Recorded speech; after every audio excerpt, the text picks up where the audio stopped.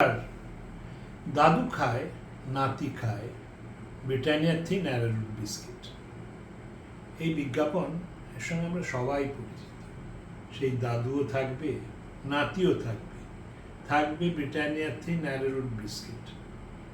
কিন্তু দুর্ভাগ্যবশত সেই বিস্কুট যেটা কলকাতার তারাতলায় স্বাধীনতার সময় থেকে তৈরি হতো, সেটা তারাতলায় আর তৈরি হবে না। তারাতলার কারখানা বন্ধ হয়ে যাচ্ছে। কলকাতার তারাতলায় যে শিল্পের কবরস্থান আছে, সেখানে এই আরেকটি কারখানার কফিন পোঁতা হবে। মাননীয় মুখ্যমন্ত্রী দাবি করেন যে ওর নেতৃত্বে তৃণমূলের শাসনে পশ্চিমবঙ্গে উন্নয়নের জোয়ার এসেছে। উনি প্রায় প্রত্যেক বছর কিংবা ফি বছর বেঙ্গল গ্লোবাল বিজনেস সামিট অনুষ্ঠান করেন।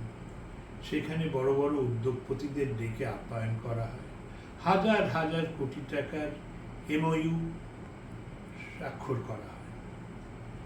কিন্তু কোথায় বিনিয়োগ? সরেজমিনে তো ওর কোনো সন্ধান পাই না। এই যে বিনিয়োগের অভাব, এটাকে শিল্পপতিরা মাননীয় মুখ্যমন্ত্রীর অনুপ্রেরণায় যে বিশাল উন্নয়ন হচ্ছে পশ্চিমবঙ্গে, সেটা দেখতে পাচ্ছেন না, কিংবা দেখেও দেখছেন না।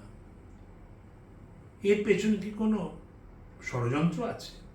এটা কি কেন্দ্রের একটা বঞ্চনার প্রমাণ, নাকি মাননীয় মুখ্যমন্ত্রী নিজেই বিভ্রান্তিতে ভুগছেন? যেখানে উনি উন্নয়নের জোয়ার দেখছেন, সেখানে জোয়ার নেই, হয়তো প্রায় ভাঁটাই চলে এসছে।